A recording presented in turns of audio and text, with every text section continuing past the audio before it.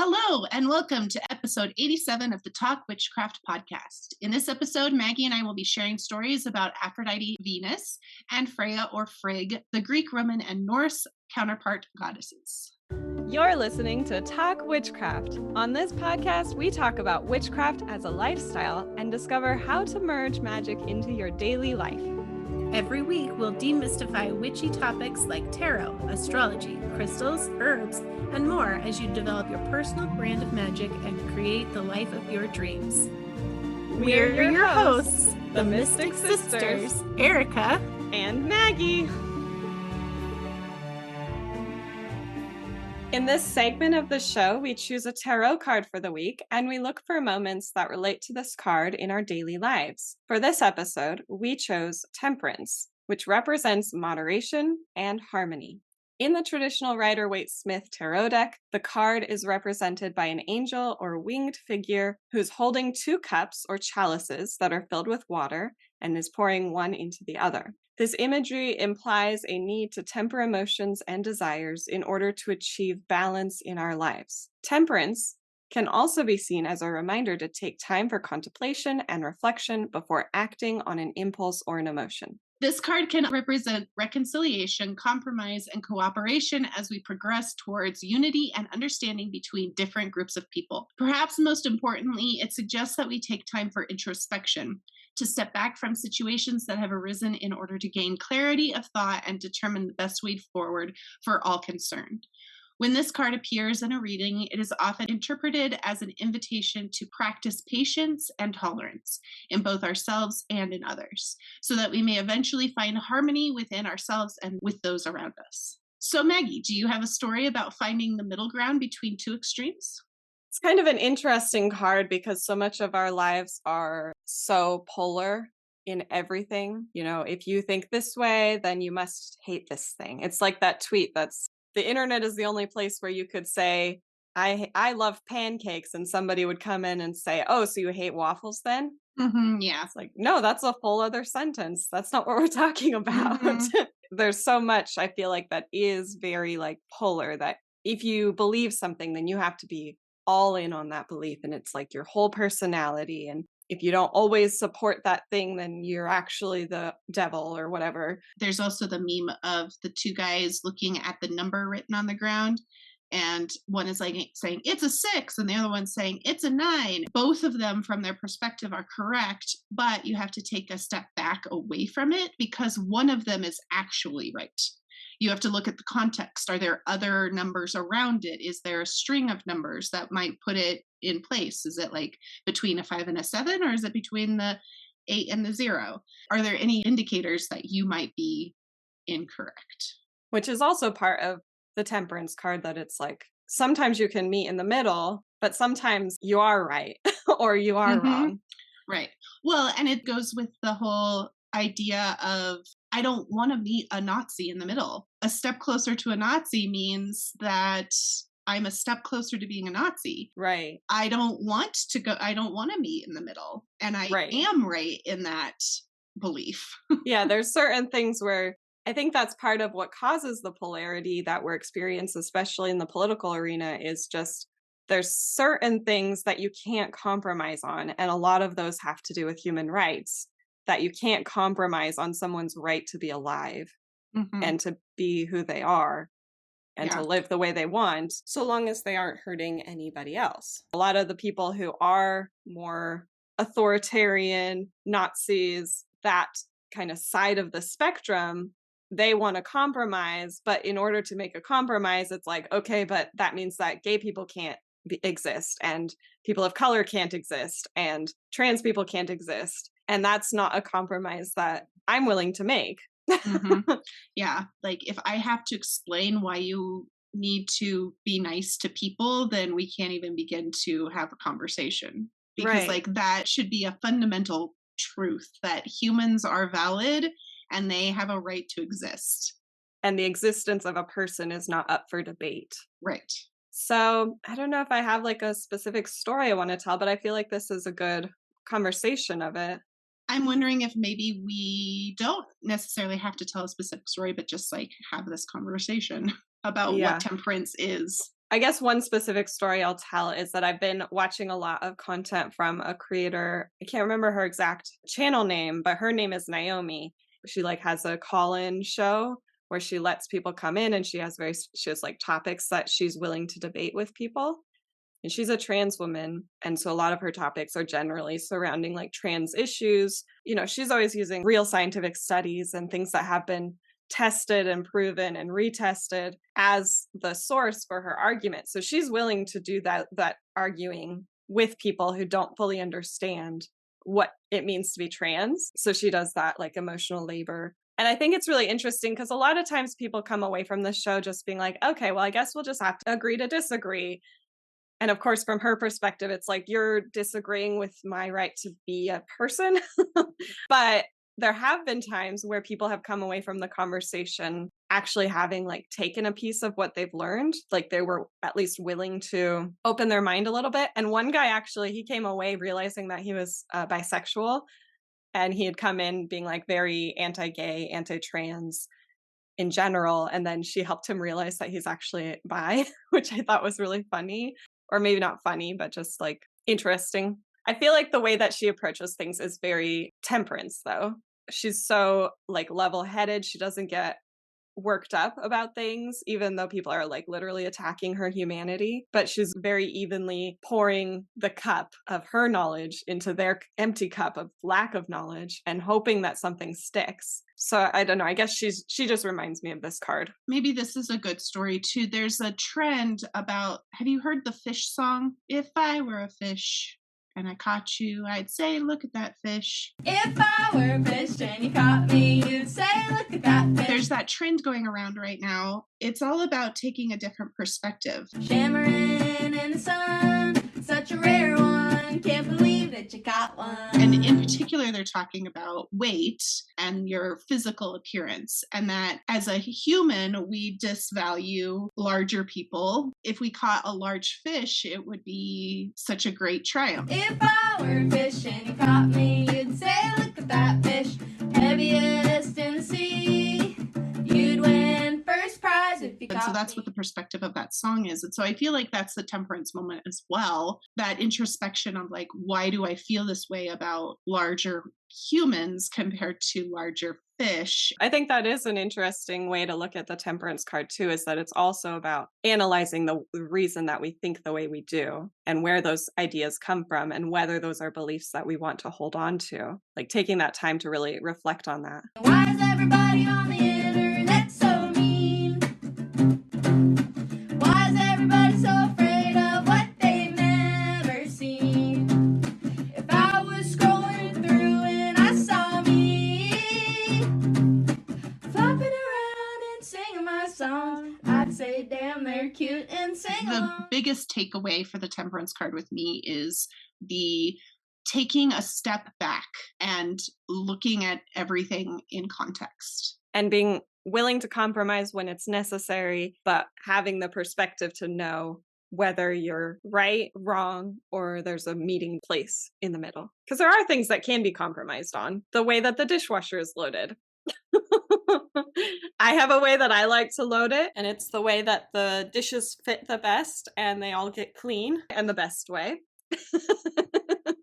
And Dana has a way that he likes to load it, which is whatever's fastest to get the dishes off the counter, the most efficient way. So he thinks that his way is the best way. And so sometimes whoever's loading the dishwasher is the one that gets to decide. Yeah. And that's the compromise. So let's move on to our main theme for today, which is talking about these goddesses of love from various pantheons. So Erica's going to start by telling us about Aphrodite and Venus. Aphrodite is the Greek goddess of love, and Venus is her Roman counterpart. Aphrodite has a very interesting origin story. She arose from the sea, but quite literally because Kronos's penis was cut off by his son, Zeus, and thrown into the ocean, where it mingled with the sea foam, and out sprang Aphrodite/Venus. So does that mean her father is Poseidon? No, her father is Kronos. Because it's his penis. Because it's his penis. I was going to say that with Freya, her father is Njord, who is the counterpart to Poseidon. So I thought that was an interesting parallel, but it's not the truth. It's not the truth, unfortunately. Let me double check though on who her so-called father is. Oh no, I had it backwards. It's the severed genitals of Uranus after his son Kronos threw it into the sea. Uranus. Did I say Uranus? Yeah. Which is funny because we're talking about penises. So. Okay, back to Aphrodite's penis. So there's a little like discrepancy on, so it could be that her parents are Zeus and Dione, according to Homer, or it's Uranus, according to Hesiod. I happen to really like the story of her sprouting from seafoam and penis juices, which is gross, but fabulous. Is that why that's called semen? Ooh, maybe. That's her origin story, which is just great and delightful. Her most famous story is the Golden Apple and Paris' choosing of the most beautiful goddess between Athena, Hera, and Aphrodite. He, of course, chose Aphrodite, and his reward was the love of Helen of Troy, which then led to the Trojan War. And so Aphrodite was the patron goddess of Troy during that conflict. So I'm going to go more into the depth of this story in a later episode because I want to tell this story about Aphrodite, which is the inspiration for my favorite musical. There was a man named Pygmalion who was an amazing sculptor, and he sculpted a statue of a woman that was the most beautiful sculpture of a woman that there ever was. And he fell in love with his sculpture and was so sad that his sculpture was not real because he loved it so dearly. So he prayed to Aphrodite, the goddess of love, and she took pity on him and made the statue real. And they lived, I'm going to say, a wonderful, happy life, which is not true because they never live wonderful, happy lives. But this is the story that became My Fair Lady. The moral or lesson to be learned is that you shouldn't fall in love with the things that you create because they get ideas of their own and they think of things that they want to do, and then they eventually leave you. And in the story of My Fair Lady, she comes back, but that is not actually how it happens in the story of Pygmalion. Mm-hmm. She goes off to do her own things and learn about life and love and liberty and not being a statue. Yeah, we just watched My Fair Lady. My husband and I, we were very disappointed that she came back to Henry Higgins at the end. She could have gone off and done so many better things. And in the original script for the play, she doesn't come back. And the original viewers of the play were very upset by that, so they changed it. Because a woman can't be on her own and independent running a flower shop. She has to have a man tell her what to do. So, you know, basically all of Aphrodite's stories deal with people falling in love because she's the goddess of love. Her son, the Roman equivalent, is Cupid, and you know, his arrows pierce the hearts of those who would fall in love. And those stories often delve into somebody getting hurt or killed or going insane. In the case of Medea, her love turned to hate. So really all of her stories look at the various forms of love and how they can be a good thing, but then also how they can become tragic and awful things if we get too wrapped up in it. So I think it's kind of a lesson in like, fall in love. Love is great, but also keep your own identity, keep the things that you love, keep yourself as an individual, and don't become so obsessed with the one that you love. I was actually just listening to a different podcast that we did in the last Taurus season where we were talking about how love can be multiple things. Like love is also involved with heartbreak and love is involved with grief, in addition to just what we know of as love, like friendship and romance and all that. Listen to that episode if you want. Right. And then I'll just finish with, there's a story that depicts the actual moment in time where Aphrodite transitions into Venus. in the Roman tradition. So Aphrodite, she's married to Hephaestus, which is the smith god, but that was a forced marriage by Zeus because he was really upset that she was so beautiful and all the men loved her. So he kind of wanted to tie her away, but that didn't stop Aphrodite. No, no, no. So one of her lovers was Anchises, who was a mortal man who was just as beautiful as Aphrodite was. And they had a whirlwind love affair, and she became pregnant. And because the gods don't raise mortal children, he was given to Anchises. I'm not sure how to say it exactly, Anchises. That son was Aeneas. And we know the story of Aeneas from the Roman myth of the Aeneid. In that, Aphrodite is called Venus. And so it's this very direct transportation from that Greek mythos to the Roman mythos. Very smooth, I think. Look at the word of love or desire. Venus is the Latin word meaning love, particularly sexual love or desire. And it also links to the verb venerare, which means to love or to revere, which is the root of the English word venerate. Unfortunately, Aphrodite means of the sea or sea foam, so she doesn't have a link to love, unless you love the sea. I guess that word has kind of taken on the idea of love, even if the root wasn't necessarily. Like now when you think of Aphrodite, I always think of the pink goddess from Hercules, obviously. Exactly. Yes, yes, yes.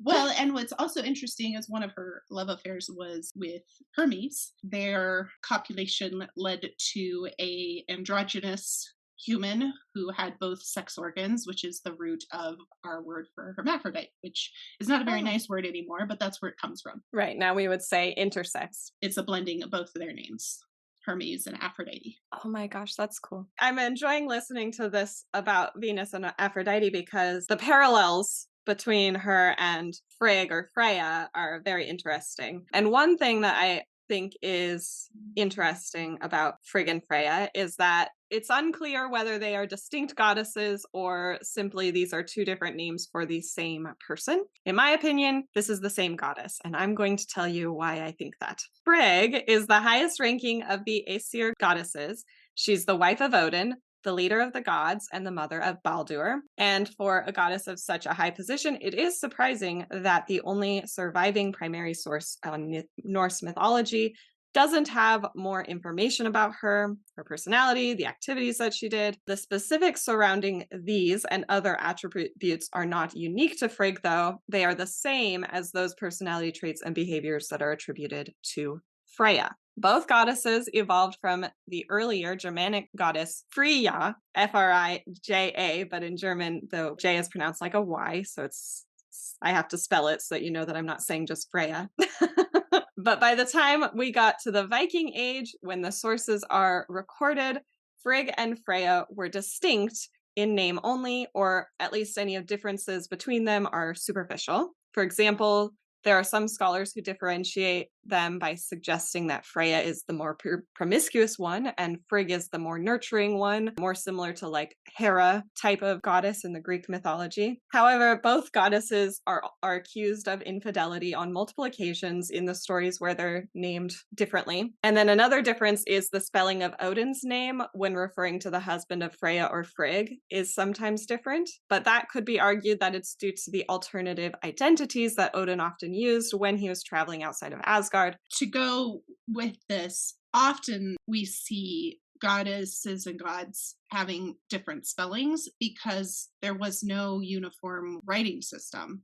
Right. It's just like the sounds that those letters make. Right. And I would also equate it to the Christian God who goes by Elohim and Yahweh, and the Christian God has a lot of different names too. So yeah, very true. So one other thing that's interesting, I talked about this when we were talking about Mars and Tyr. In the Germanic language, that goddess Freya, who I mentioned before, is where we get the word Friday in English, Friade. And then if you look at the French word for Friday, it's Vendredi, the root of Venus, you can see. So we're seeing these correlations taking place between Aphrodite or Venus and Freya. But Freya is also the origin for the word Frau or Fräulein, which in German means Mrs. or Miss in English. And they also could mean lady, like that's a Frau over there, that's a lady over there, or wife. This is mein Frau, my wife. This can indicate that Freya is the ultimate manifestation of a lady and a wife, and specifically the wife of the king of gods, Odin. And then if we look at what Frigg means, the root of this word is closely linked to a word which means beloved, and that's connected to the areas of life that Freya is said to rule over, which is love and desire and beauty. So all of it is connected, and hopefully I've convinced you that these two are ultimately the same goddess. And from here on out, I'm going to use the name Freya for simplicity. Instead of saying Freya and Frigg or Freya or Frigg or whatever, we're just going to call her Freya. All right, so as I mentioned, Freya is most famous for her fondness of love, fertility, beauty, and fine material possessions. So there's a similarity with Venus or Aphrodite. She's often portrayed as the party girl of the Aesir. For example, in one of the Eddic poems, Loki accuses Freya of having slept with all of the gods and elves, including her brother. But Freya is more than simply a passionate seeker of pleasures and thrills. She is the goddess who is thought to have brought magic to the gods and in turn to humans. She was an expert in controlling and manipulating the desires, health, and prosperity of others that she came across. And this is through a practice called satyr, which is the most organized form of Norse magic. She is the archetype of the vulva. Yes, vulva. Which in the Viking Age was a seer and a sorceress who traveled around practicing satyr in exchange for compensation, such as lodging or food or other things. Vulvas, and I should say it's spelled V-O-L-V-A-S, and umlaut is the two dots that you see above letters sometimes. So it's not spelled like vulva, but it's pronounced like vulva. So vulvas, including Freya, were treated with a mix of longing and desire, scorn, celebration, and fear. Just like many witches type people throughout history, that is kind of how this type of person is treated. And then another feature of Freya is that she presides over Folkvang, which is the realm of the dead. She's generally considered softer and gentler than the other Norse gods and goddesses, but she does have this darker side, a lust for blood, and this connection with death. So now a couple stories. I have a few stories, but I'll tell one in full and then I'll give a kind of a summary of a couple others. There aren't many stories where we see Freya, as I said before, and there's even fewer where she's a featured character. So there's stories where she is seen making peace, where she's helpful and generous. But because we're talking about the goddesses of love in this episode, I'm going to share a story which highlights Freya's sex appeal and desirability. So this story comes from Thrymskutha, which is of the Poetic Edda, and in it, Freya is coveted by the giants and is involved in a case of mistaken identity. Though Freya's not in the story much at all, it does showcase her desire to defend her reputation and good name. The tale begins with Thor waking to find that his hammer, Mjolnir, is missing. To help him find it, Loki asks Freya for her cloak made of falcon feathers, which gives anyone who wears it the ability to fly, which she agrees to give him. Loki puts on the cloak and he flies to Jotunheim, the realm of the giants. Here he discovers that Thrym claimed Mjolnir, and when Loki confronts him about this theft, Thrym demands that Freya is given to him in exchange for the hammer. So Loki returns to Asgard, he tells Freya of this exchange, and she reacts with such fury that the palace of the gods shakes on its foundation, and her necklace, Brisingamen, falls to the ground. She says, "Most lustful indeed should I look to all if I journeyed with thee to the giants' hall." So instead of trading Freya for the hammer, the gods hatched a hilarious scheme. They dressed Thor in Freya's clothes and placed her prized necklace around his neck. I want to interrupt for a second and say, here we have Thor, the ultimate in masculinity, cross-dressing. I'm just going to leave that there for everybody to think about. Exactly. And also Loki, he's dressed as Freya's maid. Of course, Loki is not depicted as a very masculine type of character, but another cross-dresser. Drag is cool. We like drag. Drag is awesome. And it can be funny, and it can be sexual, and it can be a lot of different things. It's an art form. And in this case, they are doing drag to protect another goddess in their community. So it is as ancient as the Norse gods are. In order to sneak in undetected, because Thor has a beard and he is a very masculine god, they covered his face with a bridal veil, and that allows them to get into Thrym's hall. So they rode to Jotunheim on Thor's goat-driven chariot, and when Thrym sees them coming, he instructs his servants to decorate the hall for a wedding. Thrym brags to who he thinks is Freya about all the cows and gemstones that he owns, and how she will be very happy with him, because that's what women want, cows and gemstones. I mean, it's not wrong. It's not wrong. So at the wedding feast, Thor, dressed as Freya, eats an entire ox, 8 salmon, 3 barrels of mead, and the entire wedding cake. This is both surprising and impressive to Thrym.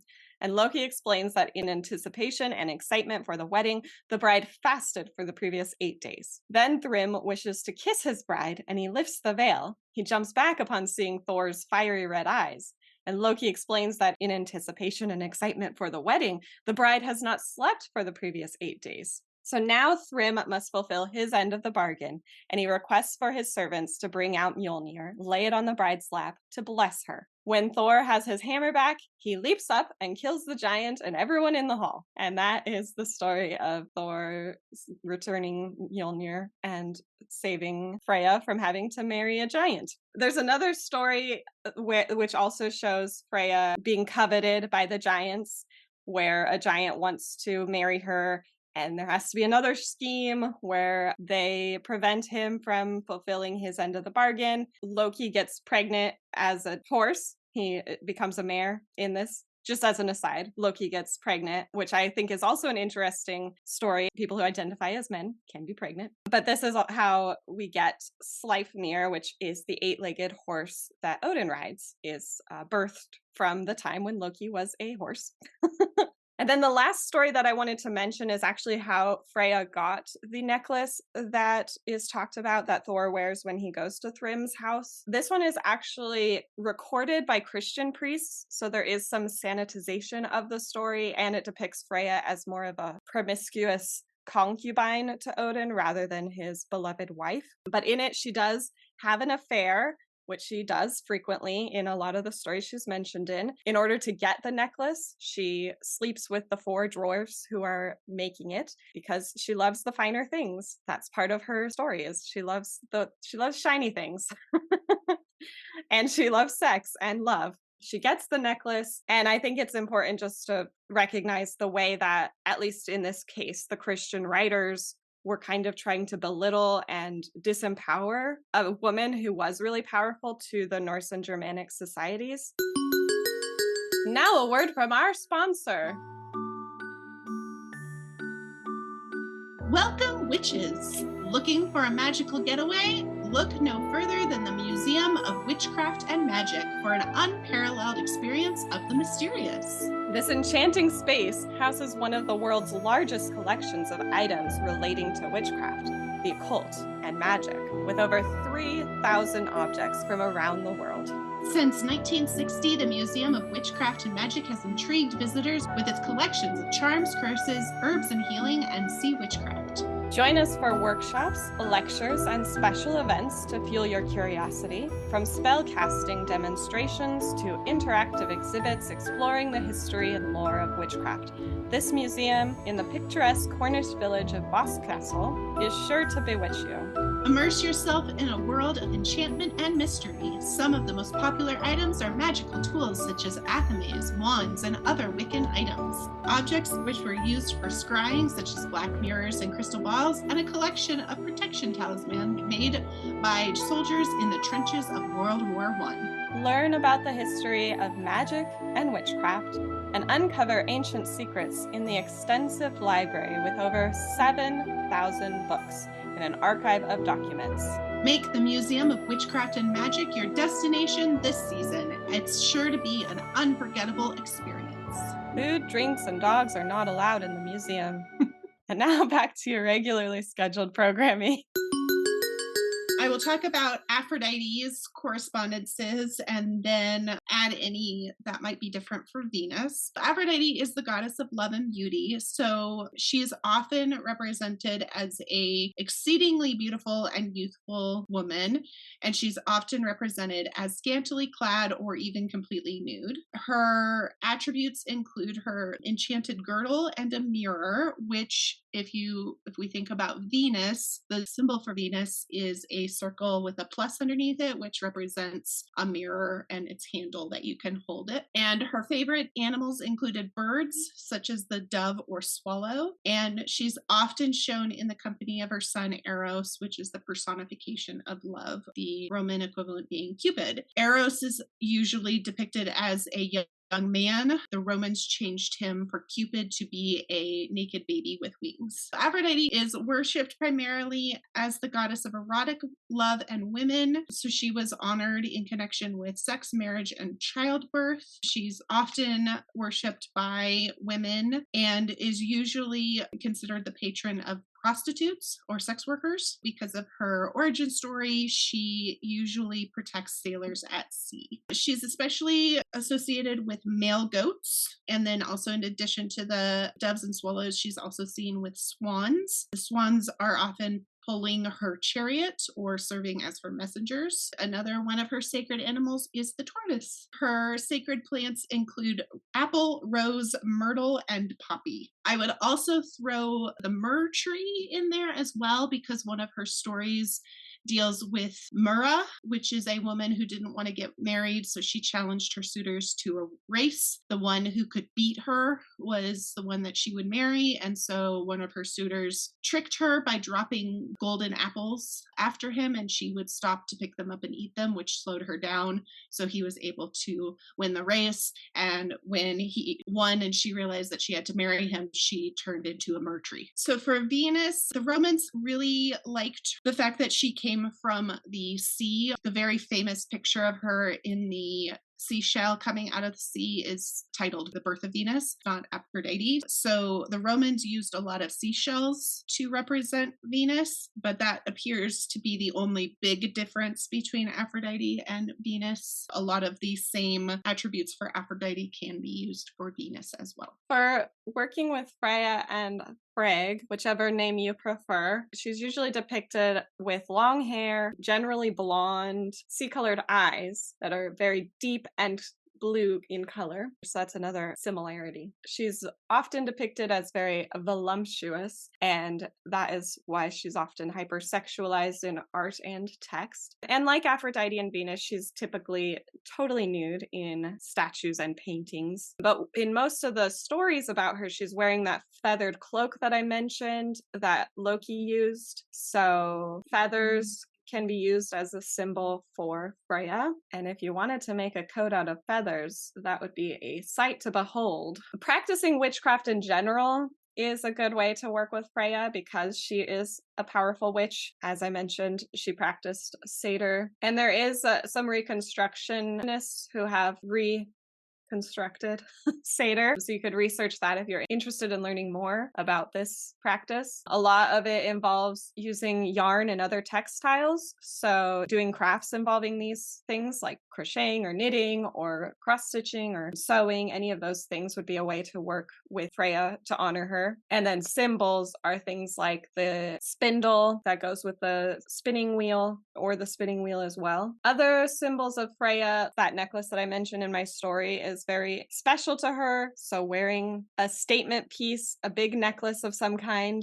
Animals that are thought to be within Freya's domain include cats, boars and swine, falcons, ladybugs, rabbits, and horses. And so anything that comes from those things could be used as a way to work with Freya, like fallen cat whiskers, cat hair, feathers, as I mentioned, boar's hair, or little like figurines of these types of animals. Volunteering at local animal shelters or animal sanctuaries where they take in rabbits, pigs, horses, or cats and dogs and things like that, either volunteering or working at these places actually adopting these types of animals into your home and taking care of them in your home. And since she is the goddess of love and beauty, doing glamour magic, sex magic, doing love rituals, anything like that would be good opportunities to work with her, to call her into your magic. Wearing perfume, doing again that like glamour magic, making a ritual of doing your own makeup or moisturizing or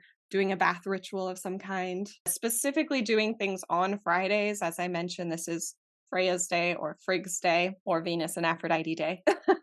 You could also do things like writing poems or songs, participating in the arts in general, doing paintings, especially things that have to do with love. So writing like a love poem to somebody that you want to woo. Using the runes is a good way to communicate with Freya. The runes come from the same culture as Freya, so she understands that language more than other divination. And doing self-care is one of my favorite ways to work with Freya. I find it very rewarding to invite Freya into this practice, and especially to devote my Fridays to self-care. If you're going to call Freya into your magic, some other things that you might use, some crystals include rose quartz, amber, tiger's eye, carnelian, citrine, emerald, and jade. Metals like silver, gold, and copper. The colors that are important to Freya include pink, white, and green. Plants like primrose, holly, hemp, mugwort, or any flower are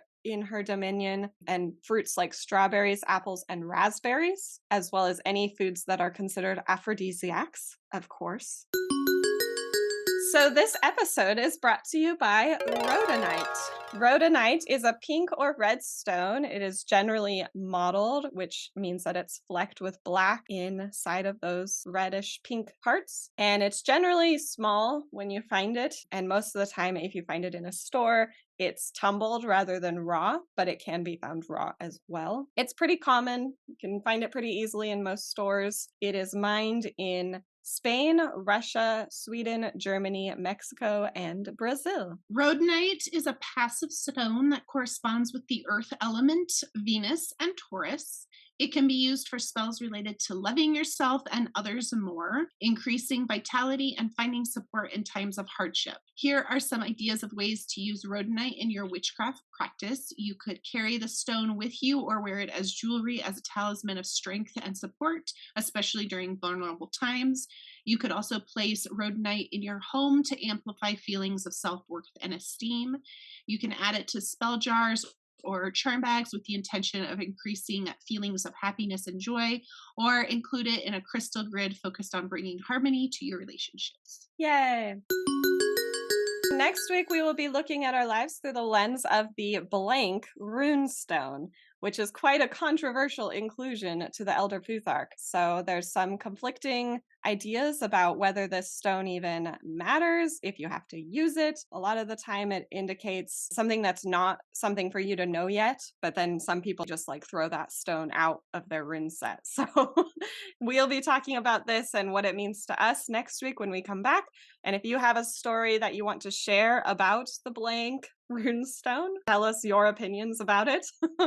Please send us a voicemail to welisten@talkwitchcraft.com. You can find out more about this episode by going to mumblesandthings.com/blog/087. Join us next week when we talk about Gemini. Make sure that you subscribe to the podcast so that you're notified every time we put a new episode out, and help other witches find this show by leaving a 5-star review wherever you listen to podcasts. You can also find us on Instagram at the account @mumblesandthings. And if you have any other tips to add, tell us about it in the Talk Witchcraft forum in the Mumbles Academy community.